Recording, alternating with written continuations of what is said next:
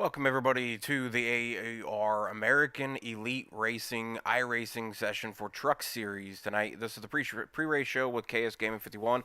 We're here at Kentucky. We've got about 37 trucks on track right now. Season is opening tonight at Kentucky. Might be a little different for some people. I was a little shocked myself, but I like the wrench thrown into it where everybody's not expecting Daytona to be the opener, and we're at Kentucky, a tough track, that D shape. A lot of guys get loose coming off of 4. You got to really hold the throttle through 1 and 2 to carry the speed down through the backstretch. We'll see who can come out on top tonight. 37 on the roster as of right now.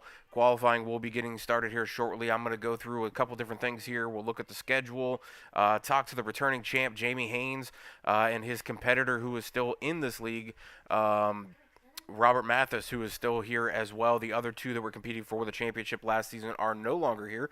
So we'll see if we have a repeat champion or if we have a new champion coming out of this season here.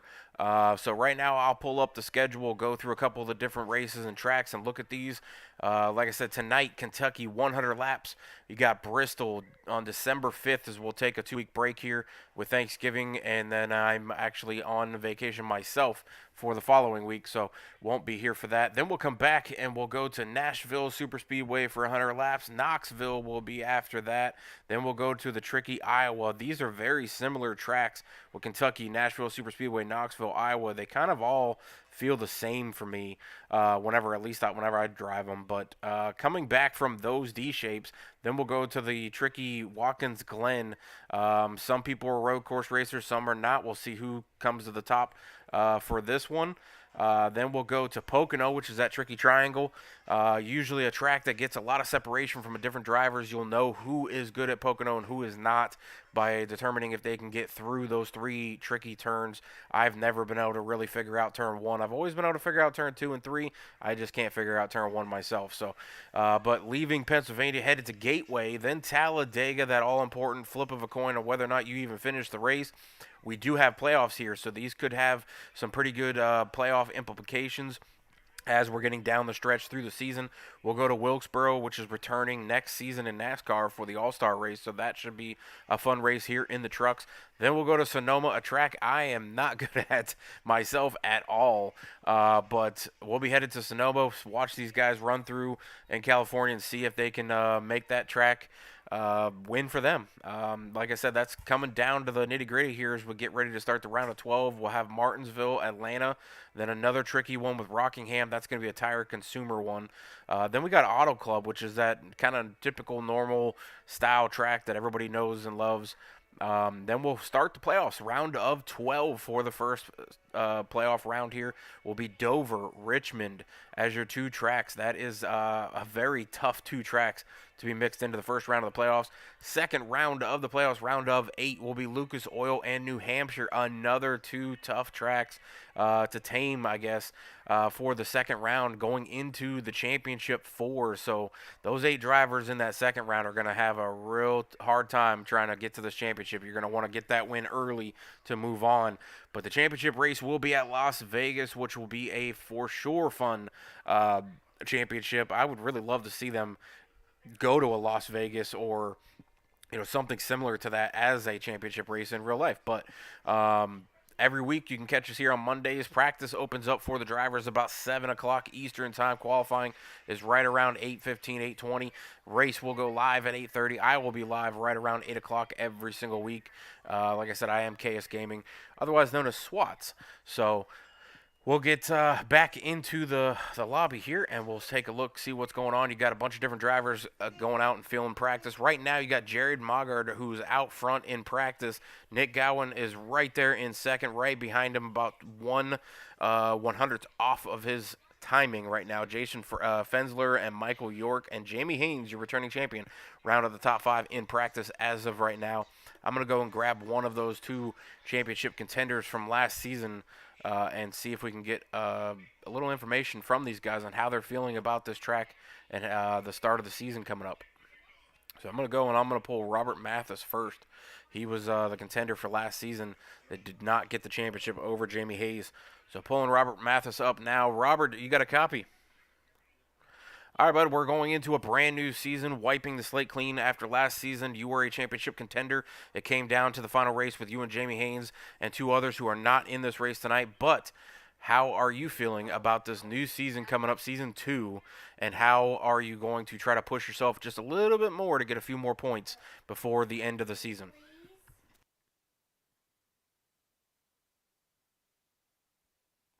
I mean, that's saying something to be a championship contender without a win.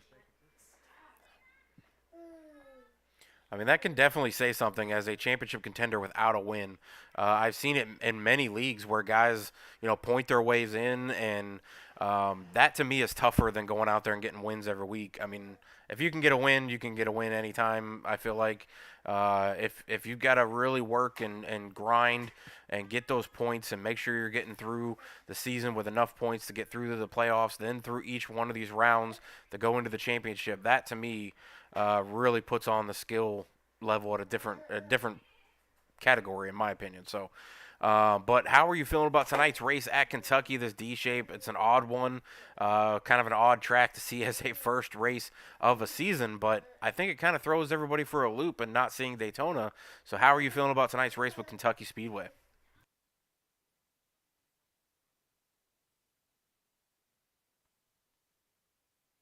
Yes, than it would be super speedway. Um, I just think it's really going to be all about how managing 3 and 4. It seems to be really tight. It's going to be how you can manage your tires through there. I said it earlier in the broadcast when I started up, and I hope Matt, who's out there in the chat right now, can say he can hear you. But I I'm not a fan of Kentucky. I I am like not I, either. I like 1 and 2, but 3 and 4 have been treacherous every single time I have come to this place. I cannot figure out how to carry the speed like some guys do without getting loose. I watch guys go all the way through there, and some of them seem like they are full tilt to the floor, and they can carry the speed, and there's no looseness on their rear end at all. And I feel like I'm going in there half speed, and my rear end kicks around, and I do a 360 and go up into the wall. So how are you going to manage 3 and 4 yourself? Personally wish I had a loose problem in 3 and 4 because I don't have that problem in 3 and 4. I'm usually pointing at the grandstands and trying to get it loose. So if I probably need to maybe take some tips from you and try to figure out how to get it looser, then Well, see, I'm not a big fan of the truck series. I like the Xfinity myself because I always feel like, and I always hear the opposite back and forth. People tell me trucks are so easy to drive. They're, heavy in the back and they don't get loose. And then I hear Xfinity, they're super loose. And I'm like, not to me. Trucks are super loose. I can't carry the back end. Like, it's always wanting to go out in the front. Like, I should be driving reverse. And I like driving the Xfinity cars because to me, they're tighter and I can wheel it more than I can with the truck. So, I don't know what it is about some people's setups. I don't know if it's in the steering. I don't know if it's in the actual setups that you put into the car or change the bias or whatever it is. But every time I go in, it's the trucks are always loose to me. So I don't know how you guys are tight, and I'm sure it's the same way you looking at me saying I don't know how you're loose. So, but see, that's I kind of cool agree. though. Yeah, I was just telling my teammate he doesn't race the trucks as much as I do, but I was just telling him just remember when you're driving them, it's hardly ever loose to me. To me, it is. So it seems like to me I got to actually work or change steering offset or something like that to make it loose. To me usually just I'm always fighting tightness in them. Well, we're getting closer to qualifying time here. I will send you back down to your teammates. Good luck on this season opener and see if you can carry some points and stuff through this first race and get yourself off to a good start for the season 2 truck series in AER. Yes, sir. Thank you, brother. All right, now remind me where you were at because I don't know exactly what teams you guys were on. H&M Motorsports. H&M, okay. All right, good luck. Thank you. All right, so that was Robert Mathis right there coming up in the 29 truck. He will be talking probably a few times this season if he can get up into the top 3. He pointed his way to the championship last season without a win, so hopefully we'll be talking to him at the end of the race. I'm going to go ahead and try to pull up our race admin and driver champion from last season, Jamie Haynes. I'm going to pull him up into the booth now. We'll give him a little talking to, see what he's got going on. Jamie, you got a copy? Yes, sir. What's up, buddy? All right, I'm doing well. I'm getting ready for this awesome season opener we got going on here. First question for you is designing the schedule. How did you guys come up with Kentucky as a race opener for a season? I was a little confused when I just assumed it was Daytona because that's typically what most leagues do. And then I did a double check last night and was like, oh, wait, it's not Daytona, it's Kentucky. So how did you guys come up with that? Well, we never liked the idea of putting Daytona first, just because you got a bunch. You could have a bunch of guys that haven't raced with each other. New seasons and everything. It just seems better to wait for the hold on to the wheel and press the pedal down all race long till you get a few weeks in. But I mean, usually the way we've done it is Chris will make a schedule and I'll go back and move some things around, try to make it to where it's even-ish with the different sizes, different types, and split it up towards a good mix throughout the whole season. I mean, I'm going through the schedule, and these are some tough tracks in a row. Some similar tracks in a row with Kentucky, Knoxville, Iowa, Nashville Superspeedway.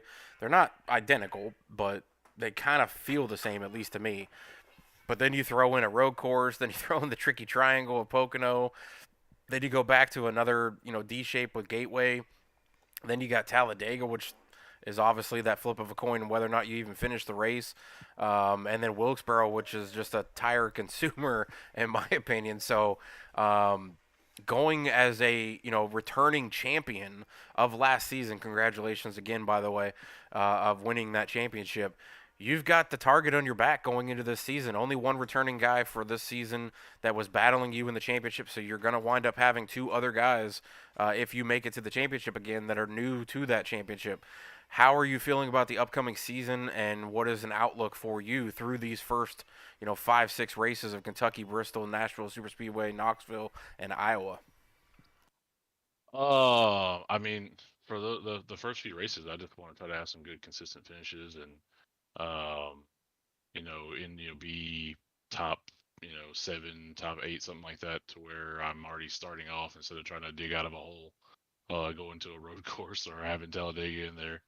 So if I'm up there consistent top 5s, top 10s to start off the season, that'll be fine with me. Obviously, any wins I can get would be better, but it took until I won 2 out of the last 3 races last season. That was my only 2 wins of the year. So All better right, so late you're than telling never. me you're a closer then, because I was talking to Robert, who obviously is the other driver that was in the championship four with you, and he said he did not have a win last season. So that was two guys that went into essentially the round of 8 without a win. Before you got 2 of the 3 going into the championship, and then obviously he did not get a win last season. But I mean that's usually kind of inconsistent for most leagues. You usually see the guys who win a lot making it into the playoffs, but that tells you that there is so much skill all the way through the lineup that anybody at any time can win. Anybody at any time can collect enough points to move on. Um, so it seems like that target is probably really, really bright on the back of your truck right now. But I mean, I've seen you be super consistent in a lot of different leagues that I've broadcasted, whether it was with Rick or Pete or just this league here or PSES back in the day. There's been so many different leagues that I've seen you in. You're usually really, really consistent. You're always the guy that's right there in the top 10 battling it out. So I think you've got a shot. But looking at the list of people in this league lineup, this looks like it's going to be a tough season to Oh yeah. repeat. Oh yeah, absolutely. I mean, Jason Finsler, he won several races last year. He was up there. You got Going in here this year. Michael York's in here this year. Dylan was around. Charlie Mosley, he was up there a lot. I mean, there's a there's a bunch of heavy hitters who can pull off any number of wins for sure. Well, we will see what happens here. We'll see if you can get off to a good start here for the first race of tonight's Season 2 opener at Kentucky.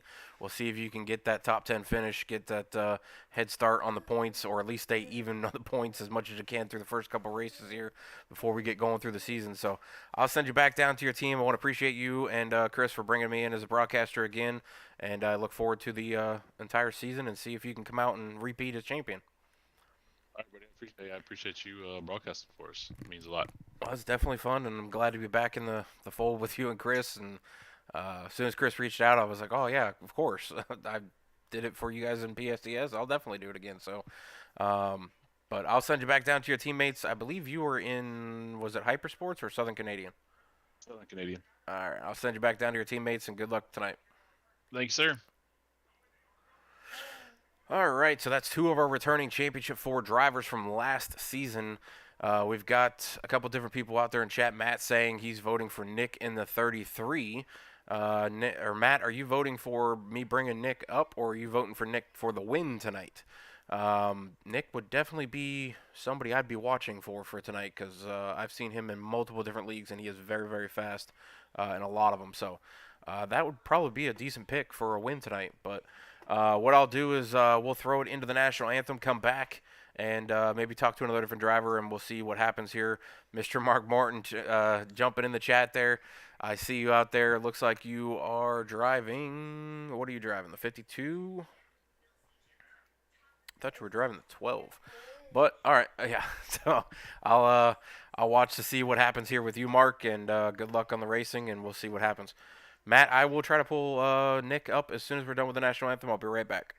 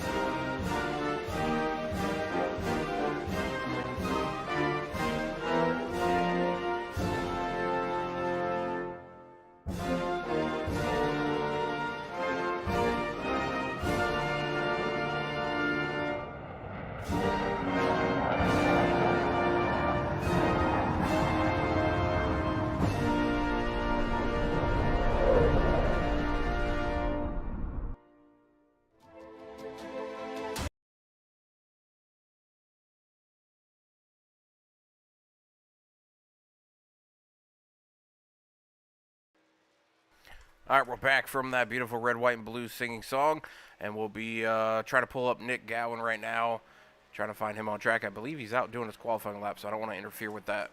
But let me go and see if he is finished, and I will grab him and pull him up here so Matt can hear his wonderful voice, and we'll talk to him for a second. So give me just a second here, and let me find him.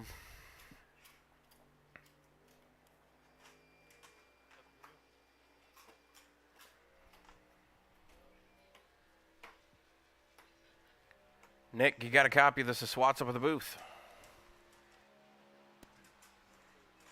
Well, What's going on, Nick? I'm doing the broadcast tonight, and I've got a person out in the chat named Matt who is requesting to hear you come up to the booth just to see how you are feeling about tonight's race at Kentucky as a season opener for Season 2 in AER. uh, feeling pretty good. Kentucky's a tough technical track. Especially 3 and 4. It's really easy to burn the right front off, so hopefully I don't do that. But otherwise, I'm feeling pretpretty good. I mean, there's a lot of fast guys on the track tonight. Jamie Haynes has shown consistent speed in the past, same as Jason Finsler and Jim Ott too, and Michael York. There's a bunch of fast guys in here, so it's probably going to be some stiff competition tonight. Well, Matt did pick you as the winner for tonight so far, but you just definitely just laid down a blazing qualifying lap going to the pole as of right now. You got Jamie Haynes right behind you, almost 2/10 off of your speed. So if you can hang on to that tire at that speed, you will be definitely laying down some laps. But that definitely shows that you got some short run speed as well. So how are you feeling about the season itself through this thing? I know, were you here last season for AER's Season 1? I was part-time, Part-time, okay. season 1. Yeah, I couldn't really do the whole season, but it was. But I mean, I felt like I was competitive in the races that I was able to attend, and um, hopefully to carry that on over to season 2. All right. Well, we'll send you back down to your teammates and wish you luck on tonight's opener at Kentucky. Remind me again of where you were at with the team, which team it was. Ion Motorsports. Okay. All right. Good luck with those guys, and tell Mike to not hit the wall. I'll pass the message. All right. Good luck. Thank you. All right, so there's Nick giving us a little rundown on how he's feeling about tonight's race. Definitely going to see what's going to go on here. We've got about 5 more seconds until the gridding should be complete, and I'll bring that up. And it looks like Nick Gowan is going to take the pole tonight with a blazing 30.801 time. Jamie Haynes just laid down his second lap, which was a 30.809. So still a little bit off of his speed there, but definitely a fast lap by Jamie and a fast lap by Nick. We'll see if these guys can carry that speed through an entire race. We've got 100 laps to do here tonight at Kentucky. This should be a very interesting race. I'm kind of looking forward to see who can start off the season with a hot streak of getting that first win and carrying it into the next race at Bristol, which is kind of a danger zone for a lot of people. With this many people on track, 38 on track right now. Or actually, let me refresh that. I think it's 39. 39 on track. So if we go to Bristol with 39 guys on track, we could definitely see some bumping and banging going on to make some passes there. And it'll definitely be interesting in 2 weeks when we come back for that Bristol race. So let me get the gridding pulled up here, and we'll talk and go through that. What's going on, Atlanta? I see you out there. Thank you for jumping in the chat. Papa Bear, Matt. Matt, I hope you enjoyed the talk there with Nick.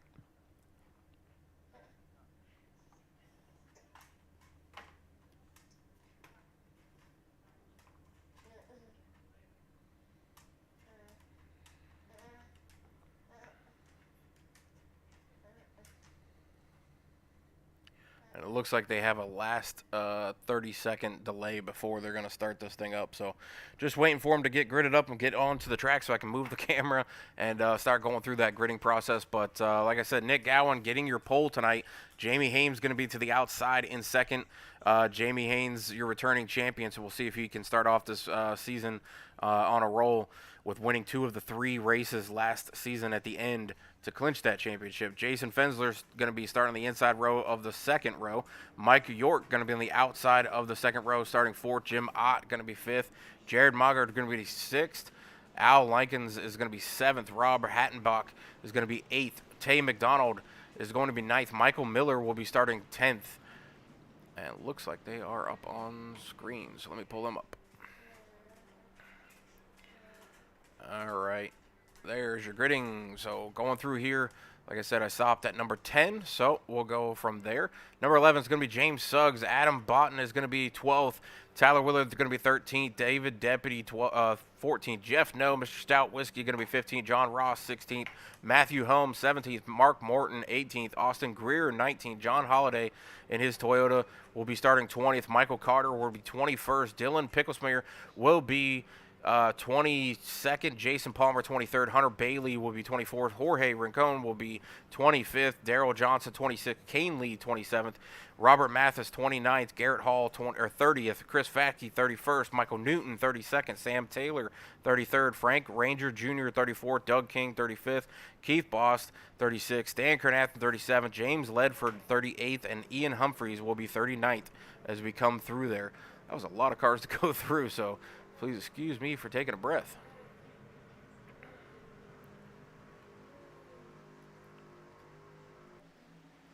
Getting ready to come to green, and that green flag is going to be waving as Nick Gowan's going to take him through the start stripe and into turn 1. We are underway here with 39 guys on track, flying through turn 1 right now.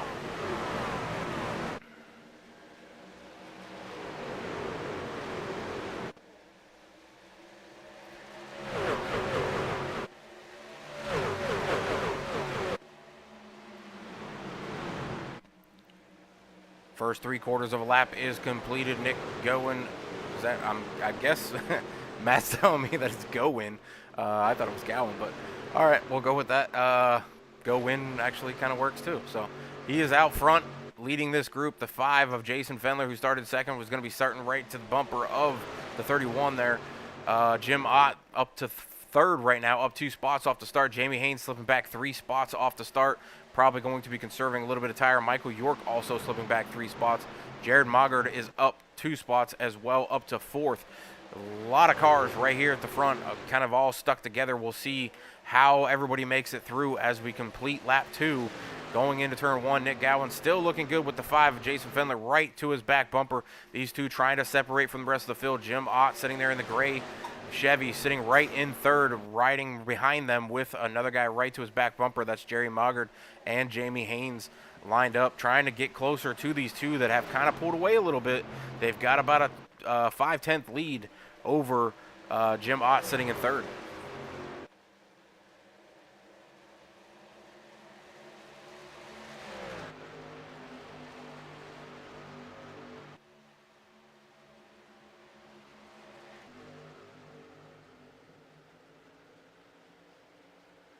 As these guys get going through here, I've talked to a couple different drivers before, and they did say that the tires hold on for about the first 15 laps. Then you've got to start searching for areas to be able to run, because you can hold the throttle wide open for those first 15 laps, and the tires start to go away. So I would assume we're going to be running them about 30 to 40 laps on a fuel tank.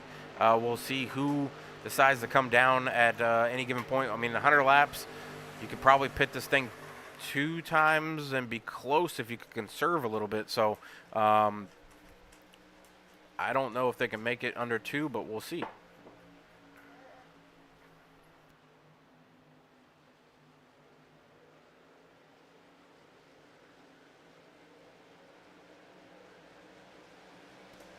Going to do a run through the top 10. Nick Gowan sitting here will pull up his driver details on screen out of Atlanta, Georgia. Mr. Atlanta Racing, probably happy about that. He is the defending AER ARCA champion on Sundays. It's presented to you by Atlanta Racing, so make sure you tune into that. Nick Fensler, who's sitting second in 5th right now out of Elk Grove, California. David's Racing Products. We got a caution out on track. We'll go and try to find it. Looks like it's going to be involving the 42, the 24, and the 32 could be involved in this one. So we'll go back and take a look, as I believe that's Mike Newton and Kane Lee are going to be involved in this.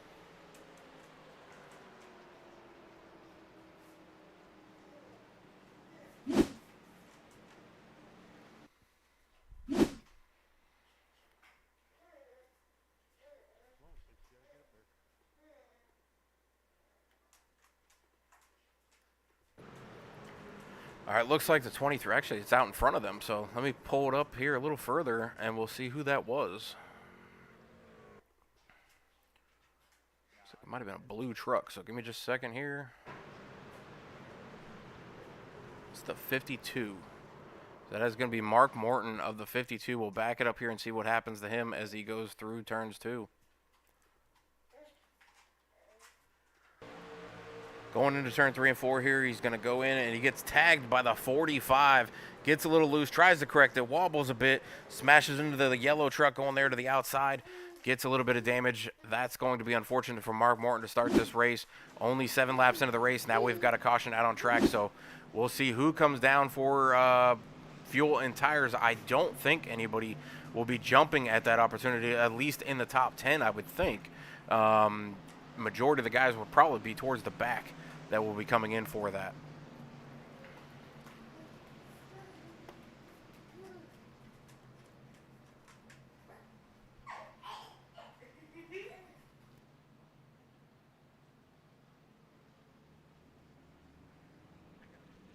If you're out there watching on stream, please let me know who you are rooting for tonight, and I will try to make sure that I do a little focus on those drivers as well as the front pack and stuff. But if you got a driver that's not in the front pack, let me know, and I will scroll and find them and get you a shot of their truck and how they're doing tonight, and try to pay attention to those drivers for you.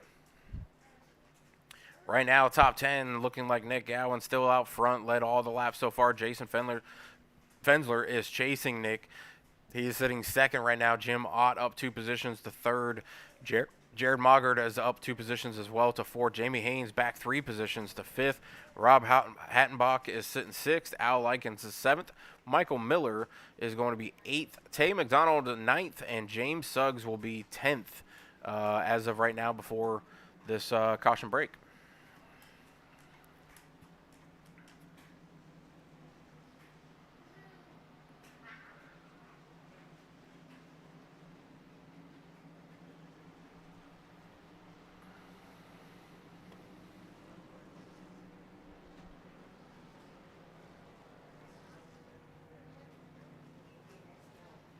Let me see if I can grab maybe a driver that was involved in that. I'm trying to look for Mark Martin, but I am not seeing him in any of the chats. So I was going to grab him, but we'll see what happens after the next one. All right, so we are 9 laps into this race. We've got 91 to go. We'll go green here with 90 to go. I think right now, I mean, Nick looks really, really fast. Jason looks to be kind of holding back a little bit. Looks like he's just kind of riding around following Nick. Doesn't look like he has the maybe urgency to go up and race Nick and pass him for the lead. He might be kind of just conserving and watching what Nick's doing since Nick was so fast. Jim Ott looks really good tonight in the 4, the 00 of Jared Mogart as well. Jamie slipped back obviously from the start, but I think he was just kind of backing off from the start, making sure that nothing happened in turn 1 as a returning champion. Got to have that strategy going through there. So we'll see who can get through this next green flag start here as we're coming into turns 3 and 4 right now.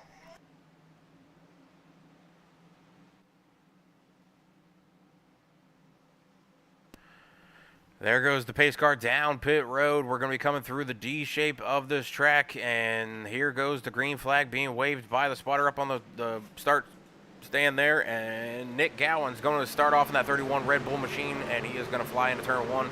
We'll keep track of how this thing is going for these guys.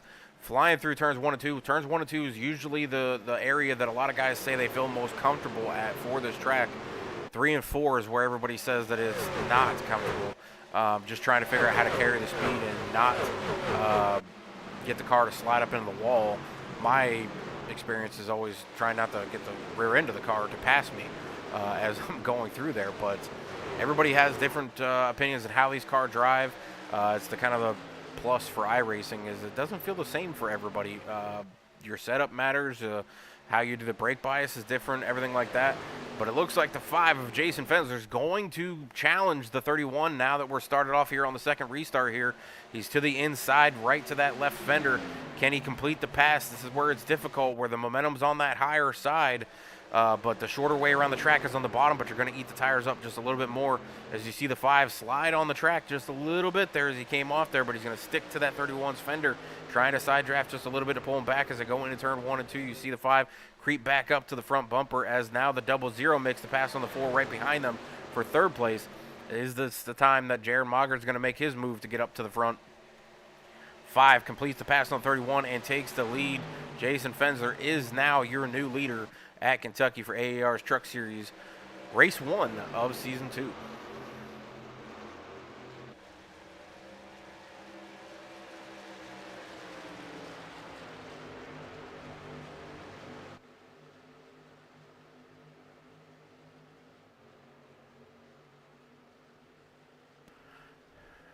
Rolling through here, we are 13 laps into this race, and Nick Gowan's led most of the race, but now we have new leader Jason Fensler out front, and we've got another caution out on track.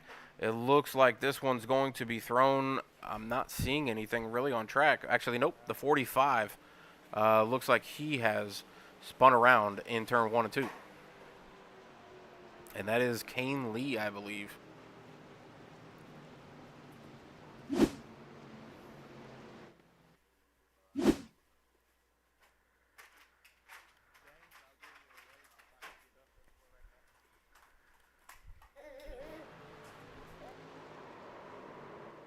Oh, that was a shot to the 54 there.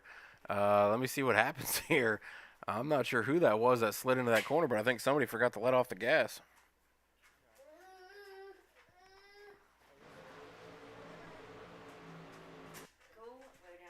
I think that's the 13. Which 13? I'm not sure who the 13 is. 13 is Michael Newton on that one. But definitely missed the bottom there and just slid right into the 54. Turned him around his Toyota Care, needing definitely some care on that left side. But yeah, that's going to be another caution out on track. We'll see if these guys can get a long green flag run going here. Now that we're 14 laps in, we'll see if anybody decides to come down pit road. And it looks like some of the leaders are coming down pit road.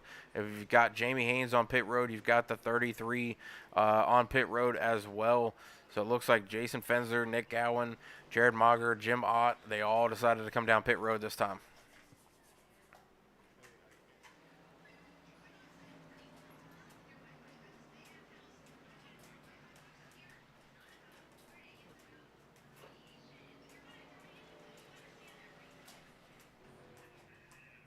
Actually, it looks like Jason and Nick stayed out on track, so no pit stop for them.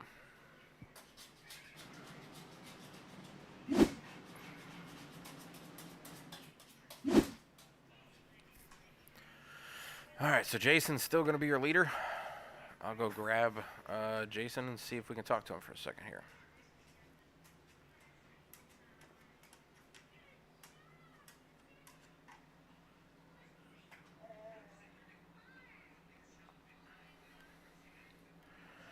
Jason, you got a copy? This is Swats up in the booth. Yes, sir. I got you. All right, looks like you finally got around that 31 of Nick Gowan. I kind of thought maybe you were just kind of rope-a-doping him a little bit there as you were riding on the back bumper, maybe learning a little bit from him. Was your intention to go out here and steal the lead real quick and try to get going here with the cautions coming out? Well, yeah, I was going to ride behind him there, but I wanted to get out front, see how the truck was out front, and then kind of learn for later in the race. So I think we got a pretty good truck, just trying to save our equipment now. Yeah, you guys up at the front here between you and Nick and Jared and Jim, you guys are definitely riding some really hot laps here. What is the tire going to feel like here after these 15 laps or 16 laps now that you guys have run? I was told before 15 laps was about as good as you could get on the tires, and then they started to fade away. Are you on the same side of that? Yeah, I am. In practice, I just ran a few lap, probably a 20 lap run. And it does get a little nose heavy in 3 and 4. 1 and 2 is not too bad, but 3 and 4 is kind of the trouble spot for the right front tire. So just got to back up the entry, kind of let the truck rotate and see if we can save some right front tire. Well, you're definitely looking fast out there right now, that 5 machine up to the front. You got the 31 right behind you. You got a lot of heavy hitters sitting behind you that now put the target on your back of your truck. Good luck on the rest of this race. We've got 2 cautions early on in these first 16 laps, so we'll see if you guys can at least the second half of the group can settle down and maybe get you some long green flag runs here. Yeah, hopefully it will. I'm sure it will. And like I say, these guys behind me right now, they're heavy hitters, so should be a good show, and hopefully we'll get some green flag laps in. All right, I'll send you back up to, I think you were in there with Doc, right? Yes, sir. All right, good luck. Thanks. All right, so you heard it from the leader there. He has not pitted, so we're at that time frame of the tires starting to not feel as good as they were off the start. We'll see how the front 10 can handle it. Most of the top 10 has not come down for pit road. Looks like actually the top 16 have not pitted. So there's going to be some guys with some fresh tires towards the back that are going to be trying to come up through here. Jamie Haynes, one of them. He stopped and at least took tires and fuel, it looks like, in that 53 machine, but he is going to be starting towards the back of 23rd. So he's going to have to put those fresh tires to use.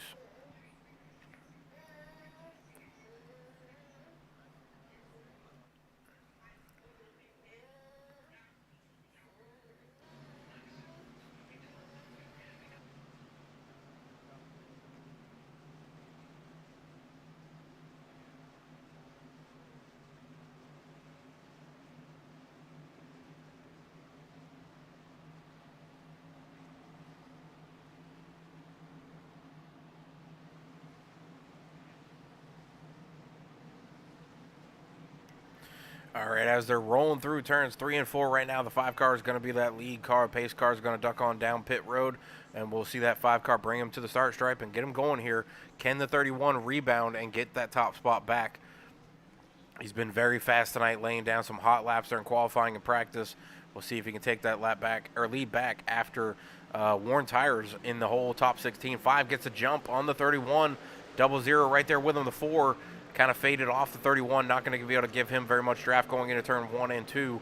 They do get a little bit of draft on this track. You can hold it wide open, like they said, through those first 15, 17 laps, and then you got to really start backing it down. But we got another caution out on track.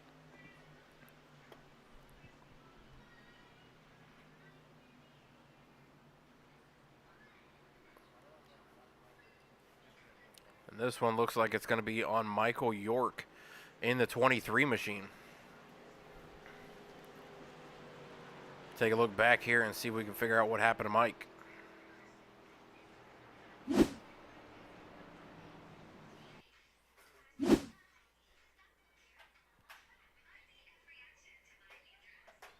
All right, so you got the 23 right there. He's already sideways, so we'll back it up just a little bit here and see what we can figure out. Looks like they're 3 wide going into the turn. 23 gets a little loose, comes up just a little bit on the 33. 33 maybe was angling that corner a little bit too much too as well. They just kind of came together there. It looks like that is more of a racing deal between those two, but that's going to be a heavy hit on the 23 to start this race here.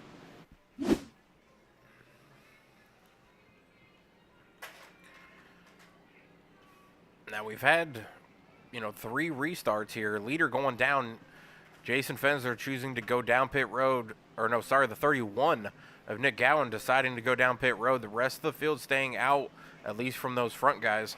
It looks like only Fafke maybe came down pit road as well, giving up the 18th or 16th spot.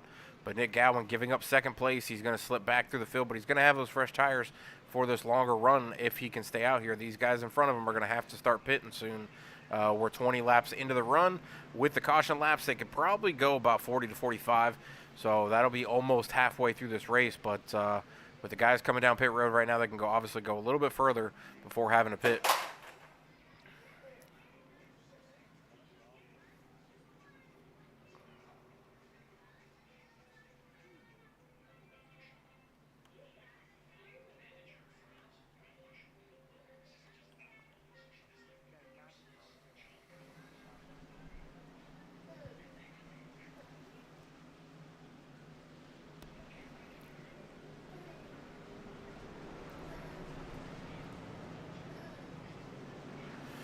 I'm going to start going through some of the drivers again like we were before. Since we now had another caution, we'll go through and talk about a few of the different drivers here. So you got Jared Mogard up here in second now. No SDK information on Michael Miller sitting third. Rob Hottenbach fourth. He is out of Friendswood, Texas. Jim Ott is out of Jackson, Mississippi. Sitting in fifth right now. Adam Botten is sitting sixth, and he is out of Susquehanna, Pennsylvania. That's near my hometown. So Al Likens sitting here in seventh. Jeff No, Mr. Stout Whiskey, out of Yankinville, North Carolina. That big old smile, Jeff. Tay McDonald sitting in ninth right now out of Creston, Iowa. James Suggs going to round out your top 10 out of Piney View, West Virginia.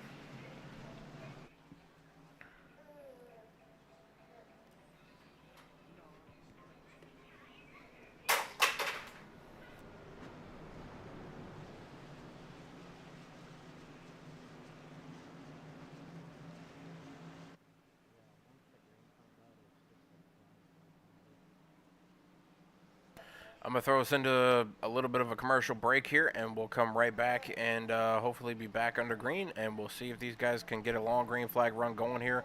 We'll come right back.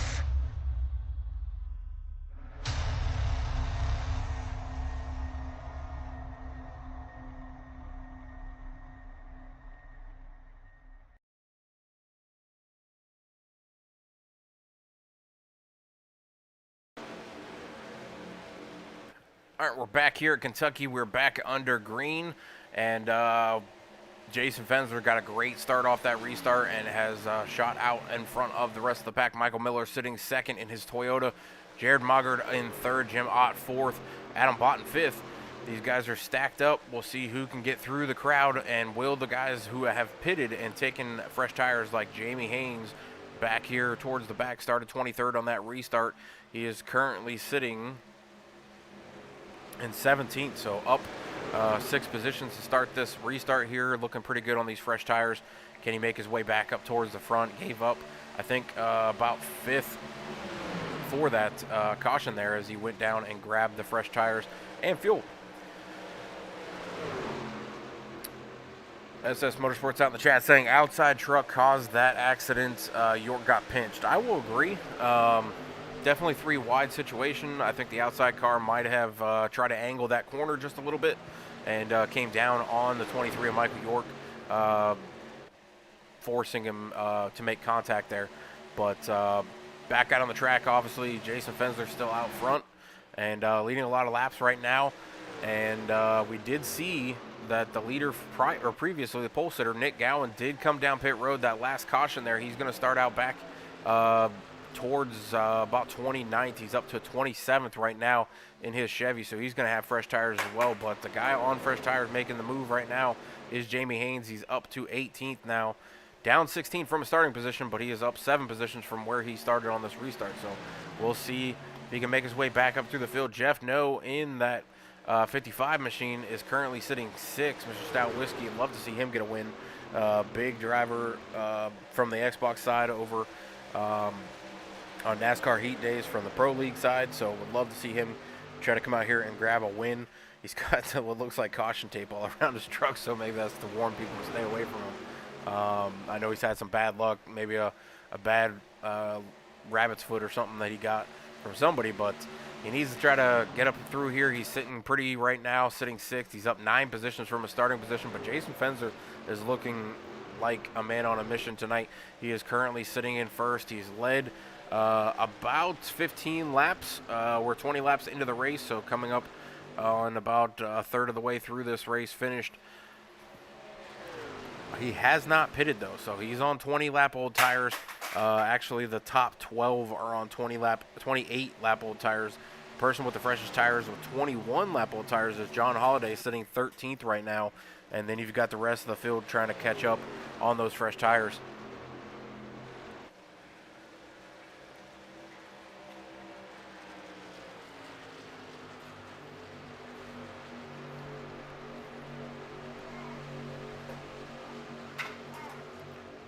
Looking back through the field, there's that 9 of John Holiday that I was talking about, making his way on those fresher tires than everybody else. Darren Knathen in the 43 sitting right in front of him. Glad stands out here, dealt with a bit of a COVID strike last week, ended up being in the hospital, so glad to see him doing well and well enough to get out here and try to drive. I know I talked to him a couple days ago, and he said he was having still some issues with eating and some breathing issues and things like that, so glad to see Stan doing better and back out on track. Glad to see him in AAR running this truck series. Robert Mathis, your championship contender from last season in the 29, sitting back here in 23rd. He is up 6 positions from his starting spot, but has not made his way through the field yet. Charles Mosley, who's usually sitting right here with Jamie Haynes, usually as a teammate, sitting here in 22nd. He is up 6 places as well. The hardest charger right now, though, is Stan Knathen, up 25 positions from his starting position. He's up to 12th. So big move by Stan Knathen. Up 19 positions is Ian Humphreys, sitting right here in 13th. So he's up 20 positions now as he's battling the 9 car of John Holiday for that position. A couple other big movers. Jeff No up plus 10, plus 9 for Jorge Rincon. Plus 8 for David Deputy. A couple others there. Garrett Hall up 9 as well. Daryl Johnson up 6. So a lot of big movers through the middle of the field, but that's kind of what you're stuck with when you start towards the back of the field after qualifying, after either not qualifying or just not having a good qualifying lap. Those guys that consistently can start in the top 10, usually finish in the top 10, because they don't have to worry about that hornet's nest towards the back of the field.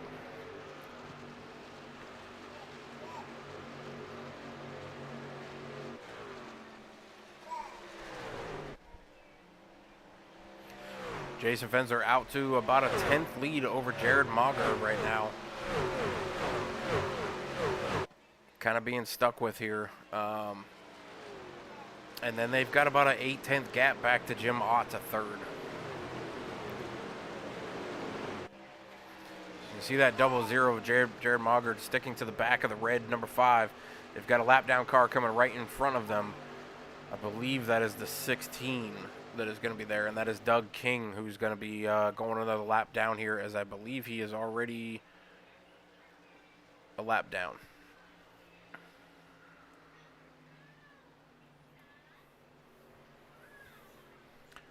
If you got a driver out there you're rooting for, let me know. I will definitely tune into them and see what I can find for their track skill and things like that as going around this track, and see what position they're in.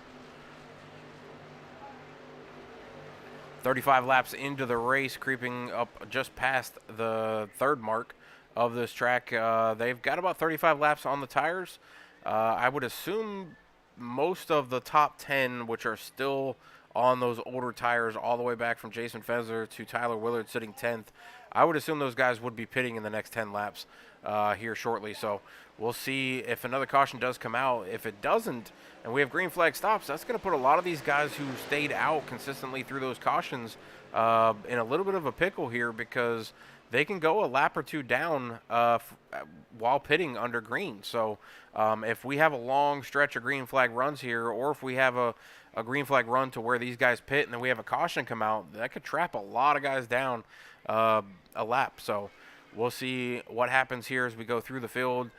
Jason Fenzer still out front, Jared Mauger second, Jim Ott third, Jeff No up to number 4 spot, Mike Miller 5th, Adam Botten 6th, Tay McDonald 7th, Rob Hottenbach is 8th, Tyler Willard is 9th, and Al Likens is 10th.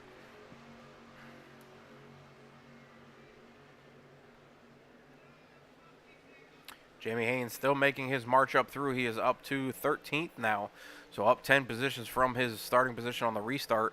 He's up to 13th, still down 11 spots from his starting position, but he was one of the lead lap cars that did come down pit road under one of those last cautions there and got sent to the back because the rest of the field stayed out. So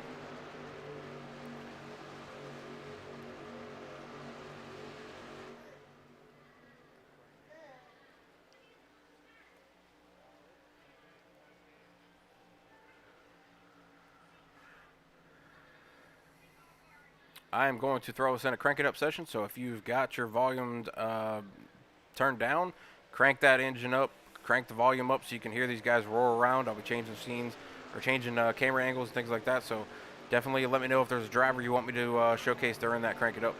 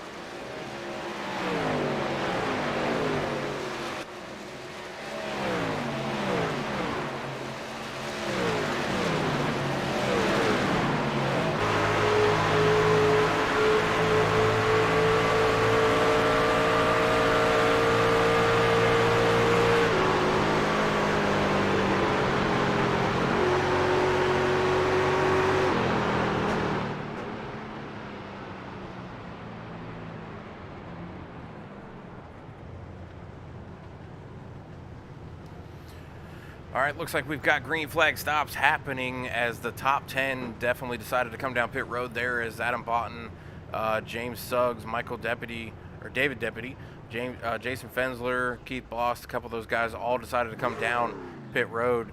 Jeff No took the lead, took a lap as a leader and got a point, and then came down pit road himself. That's going to leave the lead in Jamie Haynes' hands.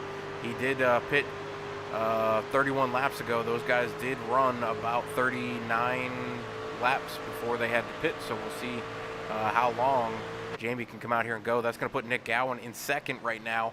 He is going to be about 1.3 seconds back from Jamie Haynes. He pit a caution after Jamie Haynes did, so he's a little bit further back in the field coming through, but he is up to second, chasing down Jamie with a little bit fresher tires, about 5 laps fresher tires on those guys. But the guys that just came down pit road, they're going to be flying through here on fresh rubber as well, with guys out in front of them about 25 to 35 lap old tires in front of them, so they'll definitely be coming through. Got to watch as you're making those passes, because you will come up on a guy very, very quickly, which can cause issues if you don't know where that guy's going. So we'll see if those guys can come back through the field. Love to see Jeff No get a lap led out of that. Worked his way up into fourth and then up to second before making that pit stop. So right now you got Jamie Haynes sitting first, Nick Gowan second, John Ross third, Daryl Johnson fourth, Chris Fathke up to fifth of 26 positions. John Holliday sitting in sixth, Charles Mosley Jr. seventh, Michael York eighth, Mark Morton ninth, and Matthew Helm rounding out the top 10. It looks like the rest of the field that did come down a pit, Jason Fensler, which was your leader, comes out 19th after that green flag stop. And looks like he may be 1 lap down. He's actually the first car 1 lap down. He should be come back to the lead lap here shortly. I'll go see if I can find him and see where he's at on track compare. There he is, chasing down the 31 of Nick Gowan and the 53 of Jamie Haynes. So he's going to be unlapping himself here shortly. Can he make it back around in front of these guys before they have to pit? So we've got several different pit strategies going on. We've got about half the field on one pit strategy, another half of the field on a different pit strategy. So the 5 of Jason's going to be trying to get out here and get as many laps of fast laps possible as he goes by the 31 there and making it look really easy on those fresh tires. He's going to have to hope that the 31 and the 53 have to come down pit road shortly, and he can get some really hot laps to take that lead back and stretch it out from everybody else.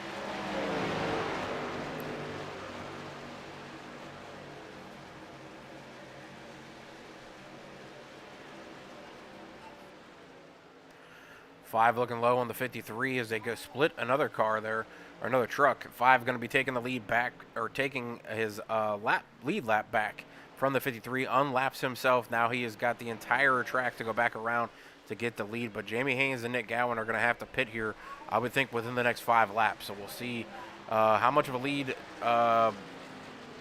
Jason gets. He's currently sitting 15th, even though he just unlapped himself. So the top 16 are on the lead lap.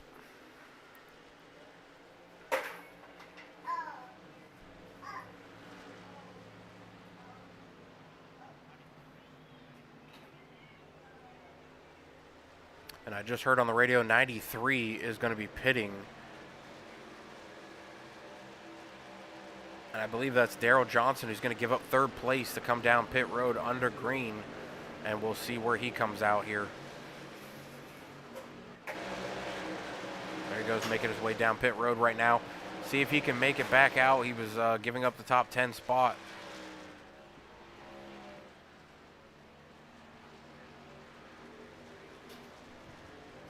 It's like right side's going up. Left side's going up. Coming back out on track, we'll see where he actually comes out. Right now he's sitting 16th, but we'll see if he actually goes a lap down or not. This whole pit strategy of everybody's kind of flip-flopping back and forth on has got the field all shaken up. You've got guys who just pitted who are 1 lap down, and then you've got guys who pitted about 35 to 39 laps ago who are currently on the lead lap. That would be the entire top 14 that are currently on the lead lap. The rest of the field is all at least 1 lap down. But once these lead lap cars come down pit road, you should see another 10 to 15 cars get back on the lead lap, and we'll have about 25 racing for this thing. But unless we have a caution come out at some point, it's going to be split for the rest of the race here on who's going to be on what pit strategy. 54 laps into the race. You've got the 53 still out front. You've got Nick Gowan chasing him a little bit here. He is currently 1 second back, so he's gained about 3/10 over this run, but he is about 5 laps fresher tires than Jamie. Jamie's going to have to be coming down pit road here shortly. You can see that 31 Red Bull machine sitting back there just off of the 53.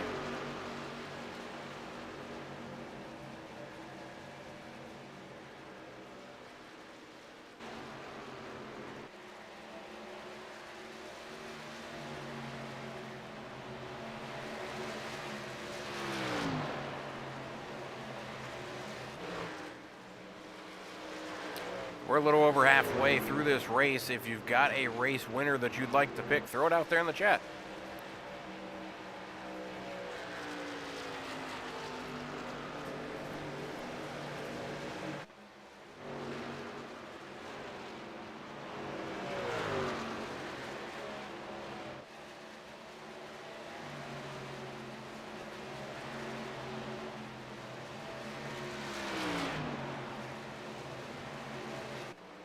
Good to see Mike York having a rebound after being involved in an incident. He's up to 3rd place right now.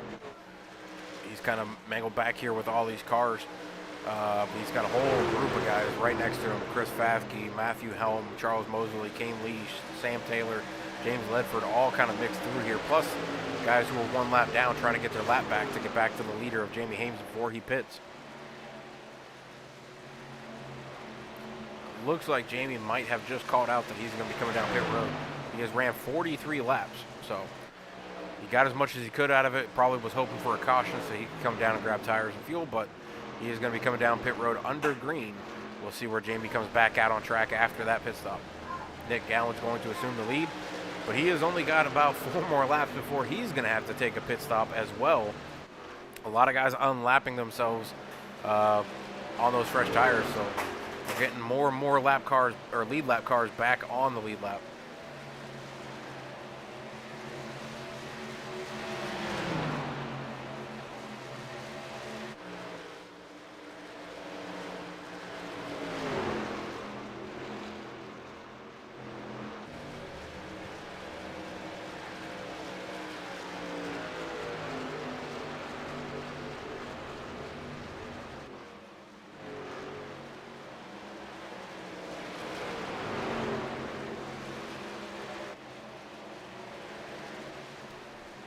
Jamie makes that pit stop, comes back out, and he is going to be shuffled back to the back of 24th as he comes back out on the track, but he will have the freshest tires out on track.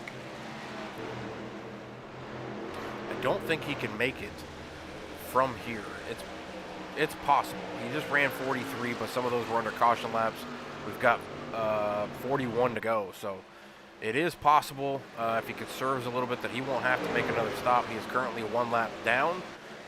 But there are several guys who are not going to be able to make it, are going to have to make another pit stop. So we'll see whose pit strategy is going to come out tonight. There's a lot of them going on here.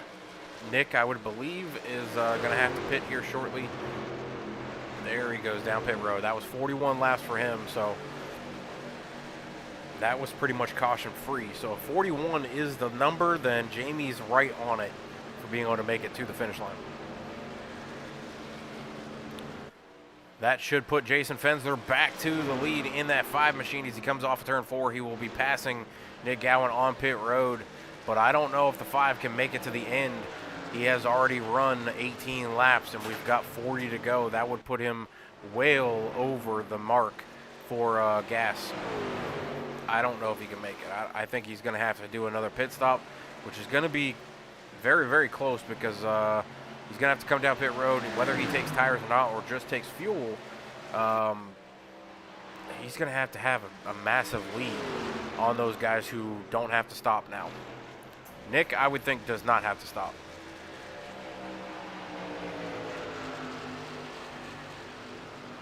Double zero of Jared Mogard sitting second, just off of the 5, about 2 seconds off of him. Jim Ott sitting back here in third.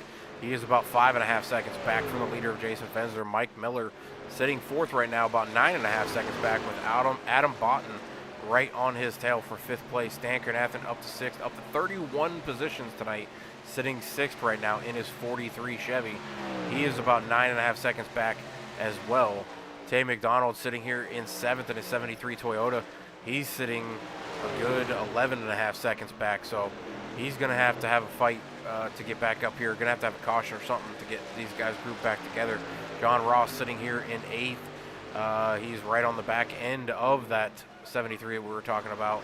And then you got Ian Humphreys sitting in 9th place with Al Lankins as well, right behind him in his 18 Toyota.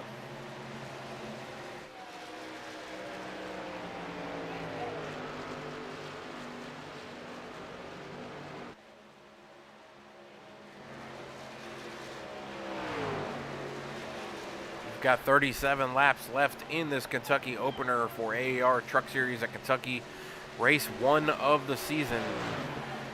And so far it's been, it was a little eventful there in the first about 16 to 20 laps. Ever since then, they've calmed down. They've started running green flag stops, and guys have gotten broken up on pit strategy. So it's going to come down to the nitty gritty when we get closer here on who's going to be able to stop for just tires or fuel, or if they're going for just fuel. Or if they're going to try to risk it and try to roll it out. Jamie Haynes is going to be the one that I think is going to be close on fuel when he comes down. He came down with about 41 to go, and 41 is probably the max that they can go on track. So if he's not, holding back just a little bit, trying to conserve, I think he's going to be super, super close. Nick Gowan, I think, has the best shot of the guys who have already pitted. He pitted with about 37 to go, so he's definitely in the clear. But he is sitting back in 23rd right now, and he has got the top 22 have all 20-plus old tires. Jamie Haynes is up to 15th place right now, and he's on 9-lap old tires. Nick is on 5-lap old tires.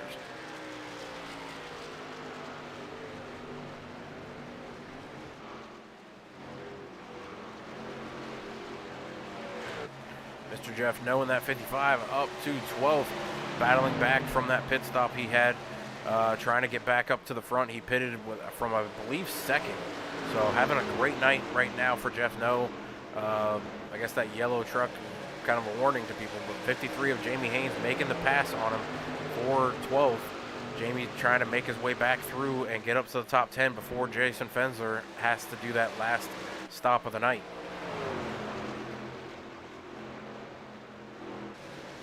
Let's do one more side-by-side commercial break, and we'll come right back for the finishing 33 laps.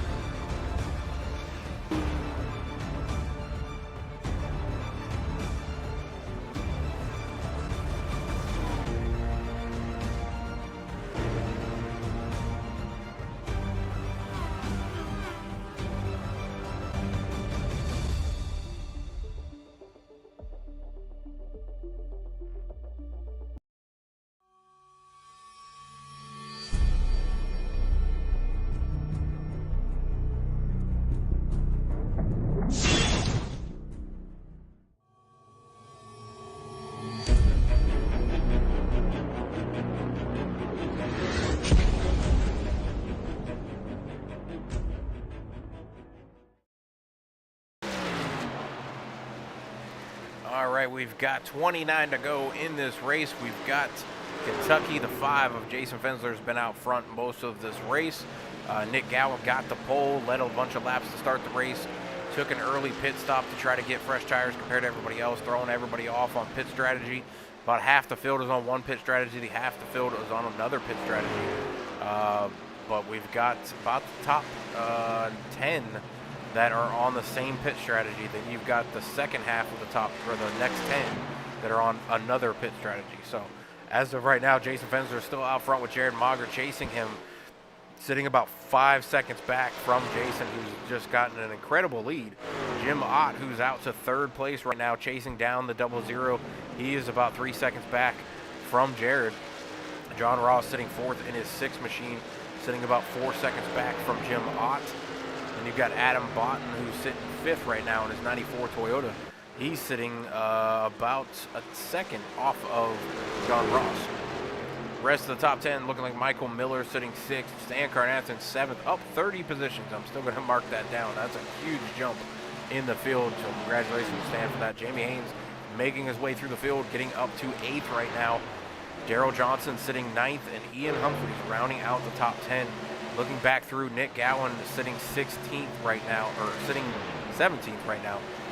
But he is on the freshest tires compared to the rest of the field that's in the top 15. So can he make his way through? Jason Fensler, John Ross, Jared McGard, Jim Ott, Adam Botten, those guys are all probably going to wind up having to pit here before the end of the race, either just to take a splash and go, something, because I don't think they can make it. Jason's ran 32 laps as of right now. And there he goes down pit road. So he is not going to make it. He's going to hand over the lead to Jim Ott right now. Jared Mager also coming down pit road. So that's first and third giving up their top positions. Jim Ott still out on track. He's run about 34 laps. So he's got about 7 laps left of fuel. We've got 25 laps to go in the race.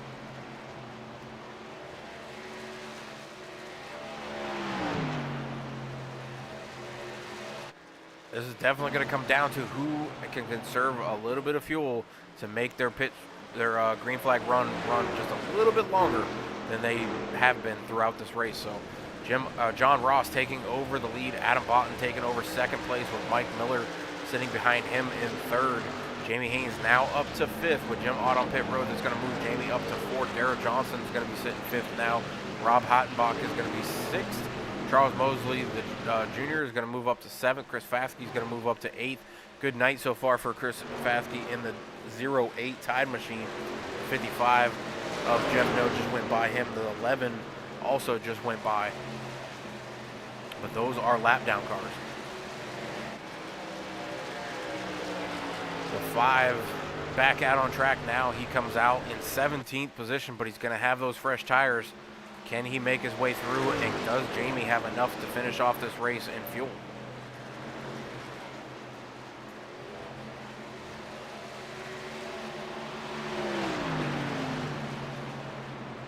$23 laps to go at Kentucky for AAR's first race of season 2. This is going to be an incredible season. John Ross now dips down pit road for his green flag stop.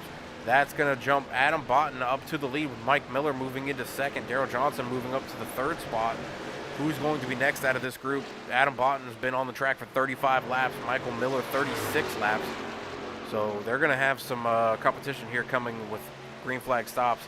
I'm kind of wondering how it's going to shift around here. Jamie Haynes sitting there in 4th, but he is only on 22 lap old tires. He is going to be close to making it. 41-42 is the max I've seen. He's going to have to run about 43 to finish out the race from when he pitted.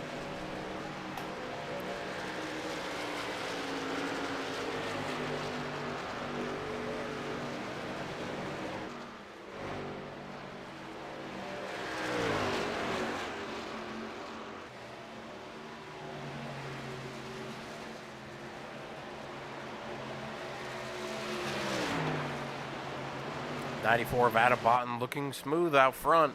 He's got the 15 of Mike Miller chasing him down, though. He's got about a second lead over Mike Miller, who's sitting back here in 2nd in the 15 machine. Jamie Haynes now up to 3rd with Charles Mosley Jr. sitting 4th. Jamie going to be relaxing a little bit. You see these fresher tires going by him. He's got to conserve just a little bit of fuel to make it to the end. he's one of the only drivers up front here, besides maybe Charles Mosley and Nick Gowan, who are sitting 4th and 5th, that have enough fuel to make it to the end. But Jamie's got to stay out in front of those guys. He's got about 2.5 second lead over Charles Mosley. He's got about a 5.5 second lead over Nick Gowan. So that's where it's going to come down to. Mike Miller now going down pit road, giving up second place, moving Jamie Haynes up into second. Adam Botton still out on track. He's run 38 laps now. He's only able to run about 41 to 42, so he's going to have to come within the next 3 laps. I just saw his name light up yellow, which means he probably just said, I'm coming down pit road. See him dive down to the bottom in 3 and 4, slowing it up and dipping off into pit road. That's going to relinquish the lead back to Jamie Haynes, your last season champion for season 1 for trucks for AER. Can he start off the season with grabbing a win? He went all season last season without getting a win until the final 3 races, where he won 2 of the final 3 races to clinch that championship. So is he going to start off this season with a win rather than waiting all the way to the end? Teammate in Mosley's Charles Mosley Jr. sitting second in the 89 machine. Can he chase down Jamie? Nick Gowan in the 31 trying to close in on Charles and Jamie as well, but he's got a train of trucks right behind him. That would be Matthew Helm, James Ledford, who are sitting 4th and 5th. Nick Gowan surrounded by lap down cars. Can he make sure that he does not get bumped or tagged by any of these lap down cars trying to get up here and unlap themselves on their fresh tires? 17 laps ago, as Jamie Haynes is looking smooth out front, about a second out in front of a semi-teammate of Charles Mosley Jr., Nick Gowan, now back 4.5 seconds from Jamie. Jamie's struggling a little bit, though, with lap-down cars coming to unlap themselves. They're taking the preferred line away from him when they get to him. They're coming up on him really, really fast, so he's having to make decisions on the spur of the moment as they're coming up on him. The second he looks up in the mirror, they're on him, so he's got to make that quick decision. They've got to make the quick decision as well and anticipate where he's going. He's got to anticipate where they're going so that the leader does not get tagged.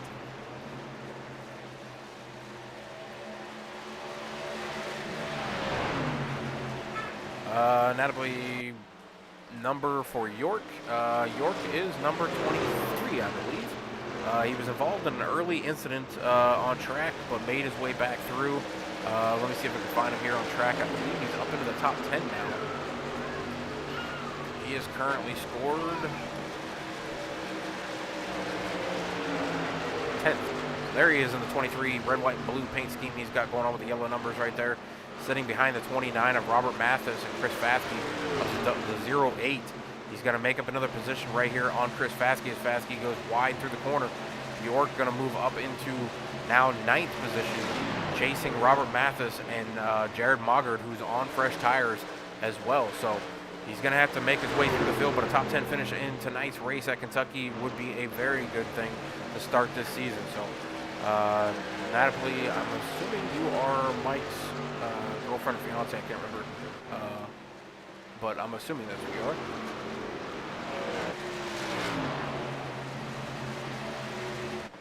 Jamie Haynes has relinquished the lead to Charles Mosley Jr. Charles Mosley Jr. taking the lead, Jamie Haynes backing it off, I'm assuming because he is worried about being close, but he is on 1 lap fresher tires than Charles Mosley, so Charles must not be as concerned as Jamie is, but Jamie has backed it off a little bit. Nick Gowan making up time as well. He's only about a 1.5 seconds back from Jamie Haynes.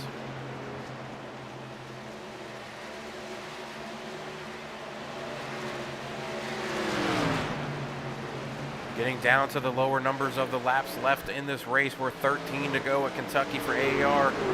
Right now, Charles Mosley Jr. out front in his 89 Chevy. Jamie Haynes sitting second. Nick Gowan third. Jason Fensler's worked his way back up into the top 5. He's currently sitting fourth. Jared Moggard also worked his way back into the top 5. Currently sitting 5th. Do they have enough fuel, the top 3, to make it to the end? We know Jason and Jared do have enough fuel. Can they run them down on the fresher tires? And then, obviously, the front 3, do they have enough fuel? You're on 3 different pit strategies there. Charles Mosley on lap 33 of this run. Jamie Haynes on lap 32. Nick Gowan on lap 29 of this run. So Nick probably has the best out of the top 3 for fuel, where he doesn't have to be concerned. Nick now moves into second as Jamie slips back to third. Jamie, I think, is conserving fuel, trying to make sure he finishes his race. Charles is not concerned. He has thrown caution to the wind, and he is going for it, going for that first win of the season, starting out the opener for Season 2 for trucks. Can he clinch a #1 win right off the bat, or will Nick Gowan run him down? With 11 laps to go, Nick is closing in. He's only about a half second back from Charles Mosley. Nick was your pole sitter for this race. Jamie Haynes started second, but he is currently sitting third as he just lost another position back to fourth. Jason Fensler moving up into third. He's chasing down this group as well. We're going to have a fight for the lead here in just a half a lap or so as the 31 is closing in on that 89 of Charles Mosley. He's able to run the bottom with a little bit fresher tires than Charles. He's got about 4 lap fresher tires than Charles does, so he's got a little bit left on those tires. He can run the bottom, hold that yellow line. Charles is having to move up the track a little bit and maybe back off the gas as he enters the corner, and that's allowing Nick, as you see, go right on by for the lead. He has now taken back over the lead. Your pole sitter back out front now with less than 10 laps to go, 9 to go here at Kentucky. Will Jason Fensler be able to run him down? He's ducking low right now on the 95 and the 90 or the 89 to take over second place. He is trying to chase down the 31. He's on fresher tires in the 31 by about, it's about 15 laps that Jason has on the 31 of Nick, but can Nick get out in front? Can the lap down traffic interfere with the 5 chasing him down? You see the 31 right there real quick as the Red Bull paint scheme goes by. There's the 5 of Jason Fensler in that red and white trying to chase down Nick. We'll go to a rear view from Nick.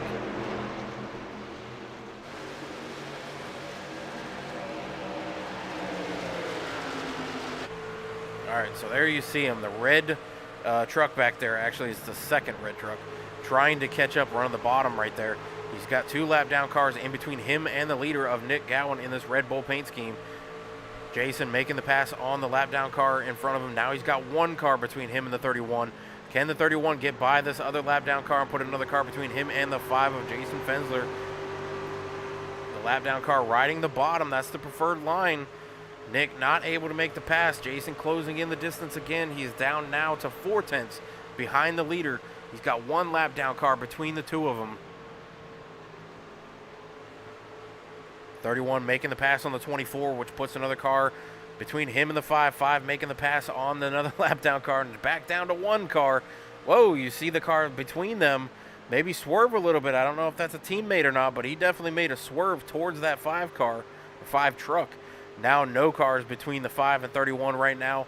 5 chasing down the 31 with less than 6 to go.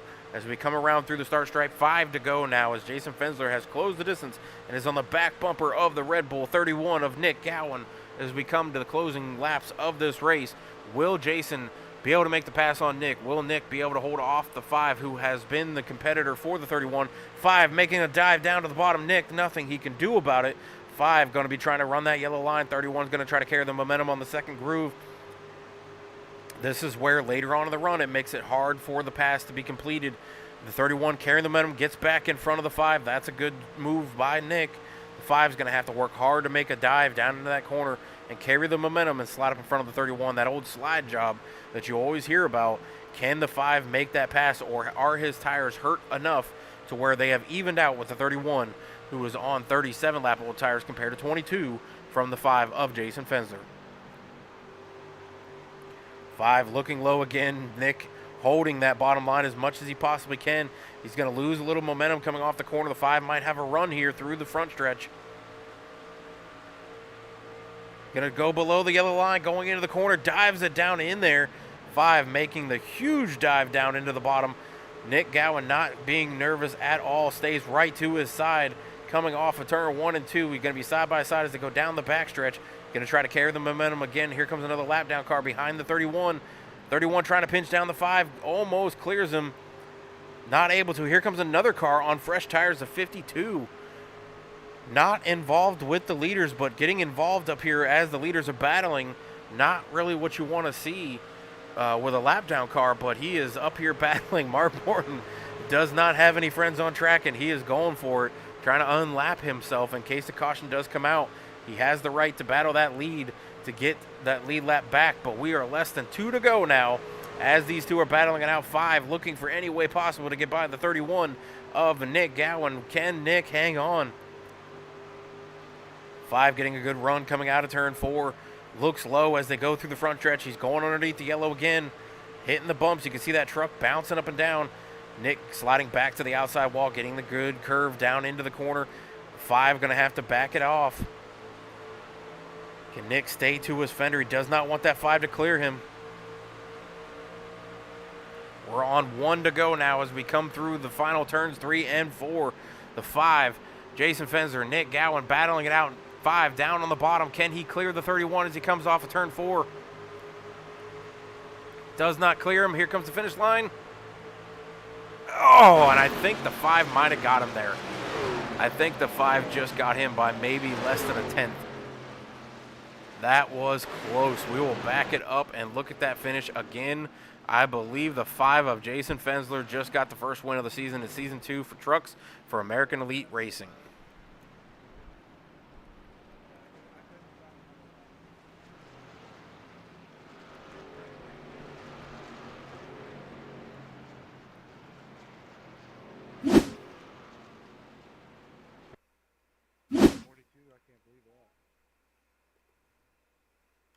All right, so here they are coming off of turn 3 and 4. We're going to go live again and watch this move that the 5 does. Sticks to the bottom, 31 trying to get the curve on him. Coming through, they get side by side, almost make contact. 31 trying to get there, but the 5 goes below the yellow line, clinches the win. Whew, that was close.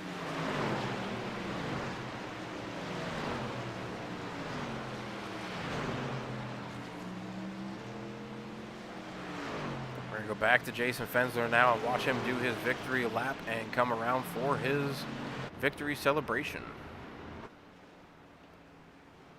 We'll come back here and talk to the top 3 after the victory celebration is over with.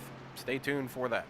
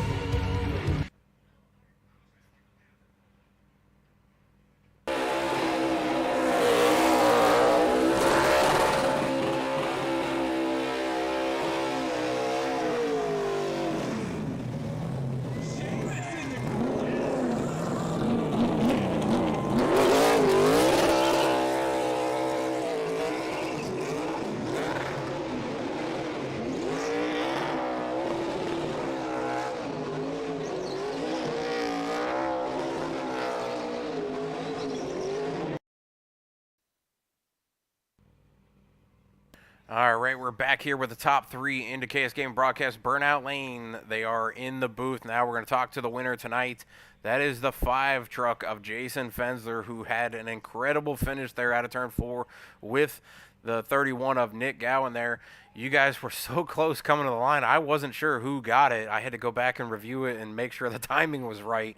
You guys, did not make contact really. It looked like you guys might have almost came together as you came through there, as I think Nick maybe thought you were going to go down below the yellow line. You eventually did to get to the start-finish line there, but that was one hell of a race by you guys. I mean, you top 3. I mean, you guys were pretty much top 3 all night.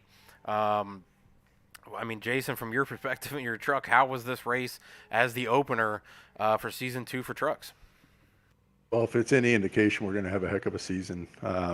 Nick and Jared were super fast, and Nick raced me clean there at the end, and I appreciate that, and I hope he feels the same. But yeah, it was weird. I thought I shot myself in the foot on the pit strategy, but it was what it was, so I had to make the best of it, and I didn't know if I had enough to get him, but boy, what a race. That was probably one of the best races I've had on iRacing.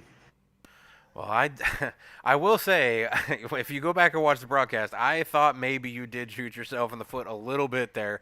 I knew it was going to be close. I was kind of surprised Jamie backed off as much as he did with having, pit right around that lap time or lap for gas to make it to the finish. So I was kind of surprised by that. Charles obviously was 1 lap older than he was, and he kept it going. So how did this race play out with all the strategy going on? We had like half the field was on one pit strategy, and the other half of the field was essentially on a completely different pit strategy of about 10 to 15 laps between you guys on doing green flag stops after I talked to you. And I said, I hope you guys can get this thing settled down to do some green flag runs. And you guys definitely went on a green flag run there. Yeah, no doubt. And that's, at the end of the day, that's the coolest thing, is just getting those long green flag runs enables, for good racing. But the strategy was crazy. I mean, you didn't know who was on what. From my perspective, I didn't know who was on what, and and then I'm on fresh tires, they're on old tires. I'm on old tires, they're on fresh tires. So you really trying to maximize your speed. And at the end, there was guys that were racing. I mean, there's nothing wrong with that, but they had fresh tires, and I'm on old stuff, Nick's on old stuff, so it made it really tough. But everybody gave us room, and that's much appreciated. Yeah, I did see a lap down car towards the end there come up and start battling you two. Looked like he dove really low on you guys, and I was thinking, oh, please don't wipe out the leaders. But, I mean, he was 1 lap down, so he did have the right to try to get his lap back in case a caution did come out, being that car, trying to get back on the lead lap. But I like the rules that I've seen in some leagues where, it comes down to last 5 laps or last 10 laps. Lead lap cars have the preferred line. Lap down cars, if they're on fresh tires or something like that, have to go, the opposite for the line to try to make passes, and they're, told not to interfere with the leaders coming to the end. But I mean, it made, if he was on the lead lap, it would have made for one hell of a finish on top of what you guys did.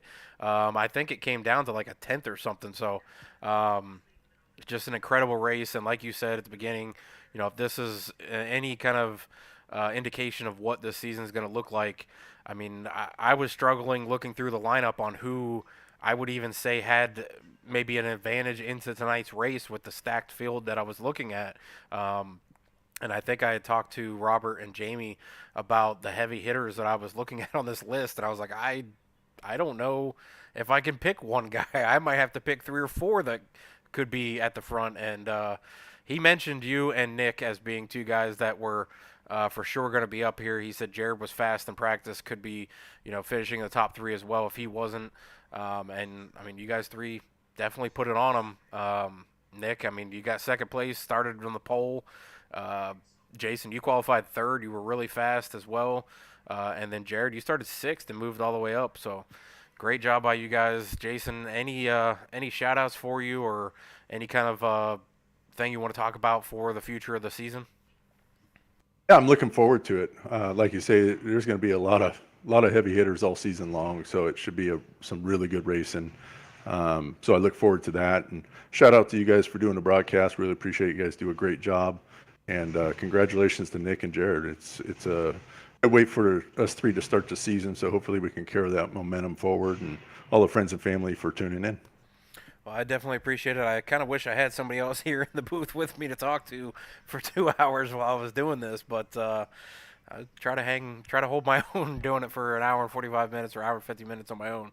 But you guys definitely gave me a lot to talk about, a lot of different things happening, early incidents and strategies going all over the place. And I'm looking forward to going to Bristol in 2 weeks to see what you guys can do there. Bristol is one of my favorite tracks. My wife took me there for my wedding present this past fall, so we got to go and watch the Xfinity race and the Next Gen race. So it's definitely one of my favorite tracks to watch, and definitely one of my favorite tracks to call on iRacing. So we'll see if you can come back as a two-peat and get 2 wins to start this season, or if we'll have a new winner next week.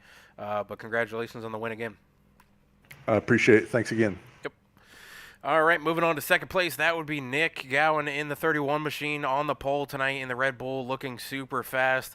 They say Red Bull gives you wings, and I think you definitely had it, Nick, because you were flying on this track. I mean, you had, at one point in qualifying, you had about a 2/10 faster lap than anybody else. Then Jamie decided to actually push the gas pedal, apparently, and he got within about 9/100 of you to start this thing. And, I mean, from there, you looked really fast on the start. Those several cautions came out.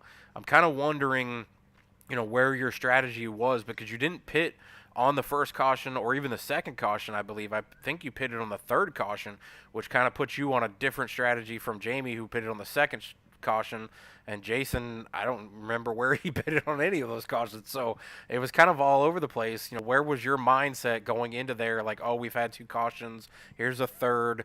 I need to come down now, or do I wait? I mean, just given with the early cautions, it was kind of hard to dictate how the race was going to go. I was hoping for a green flag after that after that pit, but I was honestly just trying to do something a little different and get a little off cycle, just at least because I mean, like you said earlier, Jason and Jared. I mean, there's a handful of really fast guys in here, and it's really competitive, and just trying to find a leg up any way I could, just to give myself an advantage, and knowing that like once they pitted, because I don't think Jason and the rest of the field, the other half of the field didn't pit until we were already on the green. And then a handful of us, I think, went like 13, 15 laps longer. But honestly, I was just trying to do something different. I didn't know where it was going to put me. I did know how many laps I could squeeze out of the truck, and it got me to the end. So, I mean, it was definitely one of the better finishes I've seen in a long time for a first race of the season, to start off the season and to finish that close at a track that I would not expect to be the first race of a league race. Kentucky was kind of thrown in there, and was kind of a shocker to me to see it as the first race of the season. You usually expect maybe a super speedway, or I would even say maybe a mile and a half like Auto Club or something like that. But Kentucky being thrown in there was a kind of a shocker to me, but it put on one hell of a show with you guys having strategy all over the place. The finish, I mean, I'm trying to find the timing on it, but I thought it was less than a tenth for you guys coming to the finish line. So that's super close. It was 0.001, so less than a tenth. So, I mean, were you kind of, as you were getting closer here with 5 laps to go, you saw Jason closing in. I was kind of looking at the lap down cars, and I was like, all right, he's got 2 between him and Jason. If they can hold him up just a little bit, maybe he can make it to the end and still be there. The 52 got involved just a little bit, making it 3 wide at one point going into the turn. Did you need anything else besides that extra little bit of tire maybe? Well, I didn't anticipate it was going to be that close. I mean, I did see him coming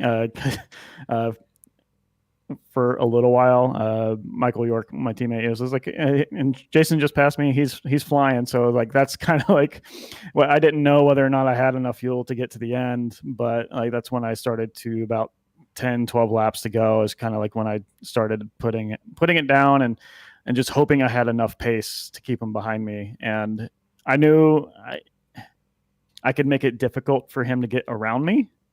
Like getting to me and getting around someone are 2 different things, but I knew I was going to make it as hard as I could without making contact. Right? Like I was going to do it as clean as I could because I definitely didn't want to get together and cause an accident or incident of any sort there towards the end. But I was just hoping I would hold on, and I was just 1/1000th too slow. So, but honestly, I like there's no complaints about tonight. It was a heck of a race for me. And I really enjoyed the finish there, fighting for the win like that. Yeah, I mean, I love seeing finishes like that. I like being on the winning side of those finishes. But, I mean, this is a great opener. All three of you getting, really good points to start this season. You obviously had the poll as well. We go to Bristol next week. How are you looking at Bristol? Normally, in my opinion, that's kind of like a Talladega scenario where it's kind of a flip of a coin depending on how the track is run by guys, on whether or not you even finish that race. So, how are you going to go into Bristol with this good start off to the season? Just with the same mindset, just try to keep the momentum up, and focus on trying to finishing up front. I mean, I for one love Bristol. It's I love the short tracks that we have on our schedule, and but yeah, it can with it being Bristol, it's definitely the opposite of Kentucky. I mean, Kentucky's a very wide, very technical track, whereas Bristol is not that. It's a close a lot close quarter, like high speed. Like you have to be paying attention a lot more than you do here, because it's not as forgiving as Kentucky is. That's for sure.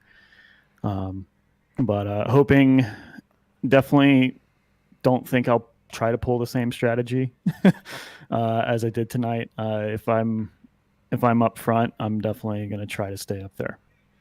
Well, any shout outs for you before we move on here? I know you had a couple people out there in chat calling you out. I know Matt from the start basically was saying you were going to win, and he wanted you pulled up into the booth before we started the race, and he was even saying your last name stands for Go Win. So, any shout outs for you? Well, thank you, Matt. I appreciate the broadcast curse. Maybe that's where that 2/1000s went. But no, thank you for doing the broadcast. I really appreciate it. And I like going back and watching. Also to Jared and Jason for making this competitive and very fun race. Also, like one of the better races for me, even though the strategies were very different. And then the rest of my team, Ion Motorsports, with Michael York, Stan Carthen, and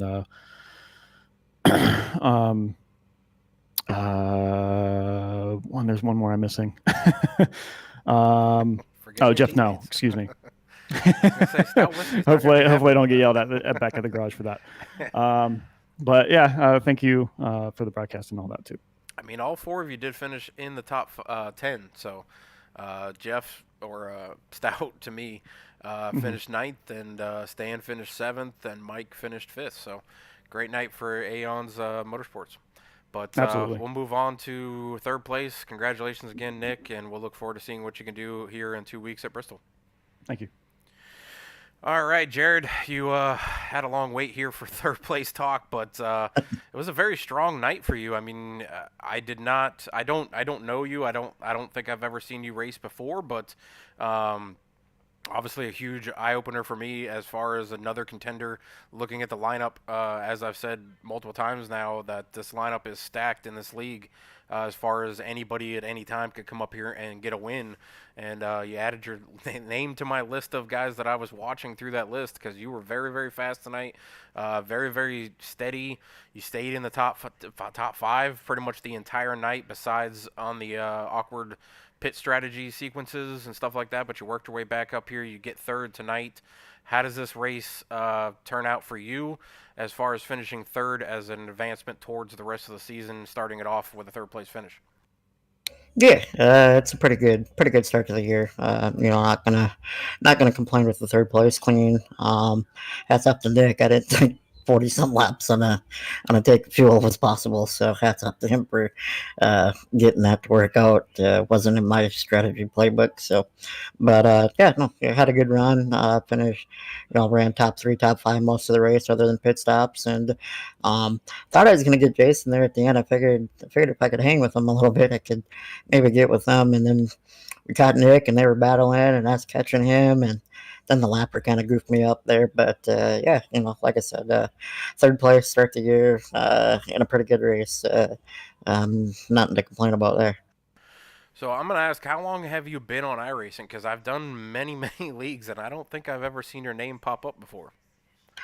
I think it's 12 years in Oh, January, so Well, quite a while. But apparently the I've been in leagues, the wrong leagues. So, well, the league stuff is kind of new to me. I don't really run a okay. lot of them, but more the official stuff. But getting more into this league stuff, and finally found a really good group with these guys. Their Arca deal that they got going on Sunday, and then seeing they were doing this on Monday, and wanted to run it, and try to help myself a little bit with tire saving and stuff like that. It's a weak point and kind of hurt us a little bit tonight. But yeah, I didn't know how I was going to stack up. I mean, like I said, I've been running the Arca deal, but I didn't really know who was all running trucks and where we were going to stack up. But I agree with Jason and Nick. I think it's going to be a pretty fun year for us. Oh yeah, I would definitely say you definitely stack up well with the field, and I mean, I know I keep saying it, but I feel like going into every single race, it could be anybody's race to get it. I mean, you three start off the season very dominant, top 5 all night for all 3 of you. Besides those pit sequences, finish out the night in the top 3.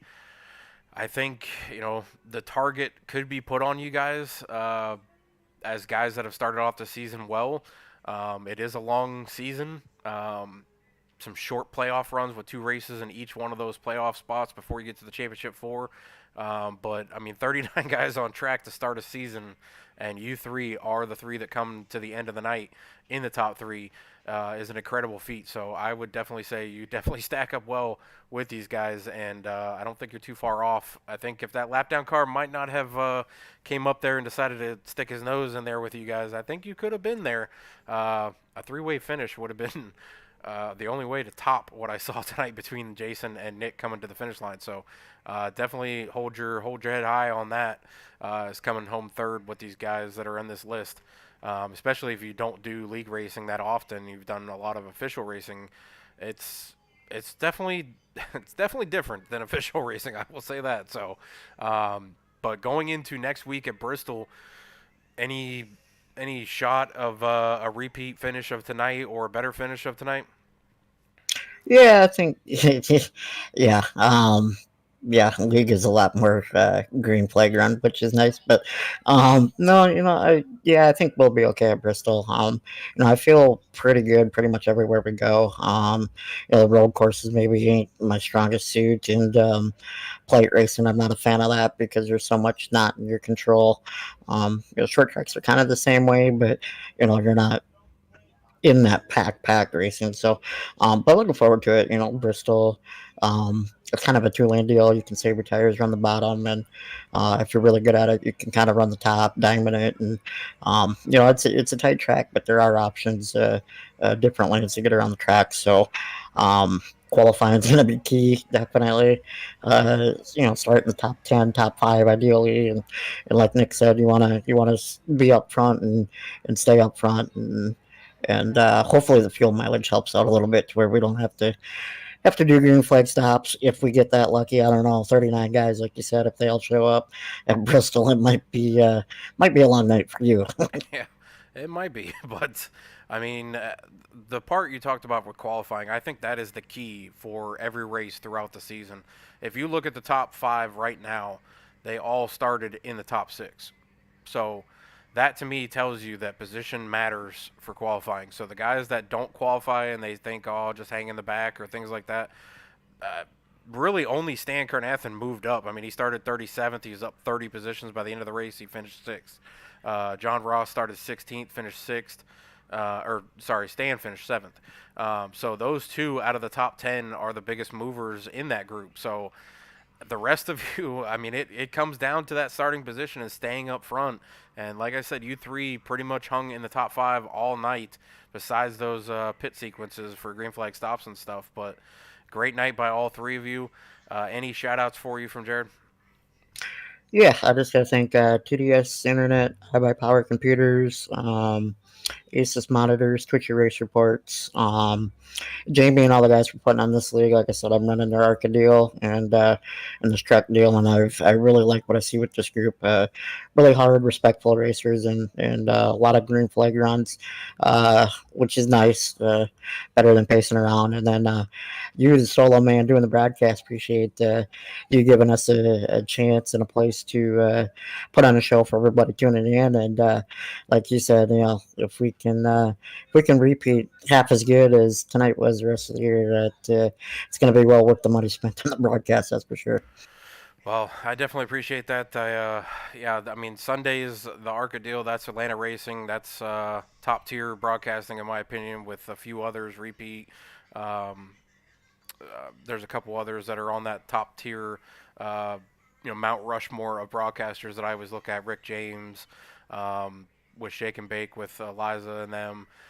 There's a few there that are just top tier. So if I can learn anything from Atlanta's broadcast on Sundays, I'll definitely bring it over here on Mondays. But I'm definitely looking forward to the season. I think this season can definitely stack up as one of the better seasons that I've ever broadcasted, with the lineup that you guys have here in this league, the amount of drivers that could come out and get a win at any time. But I would definitely say, if you're still listening, definitely tune in on Sundays.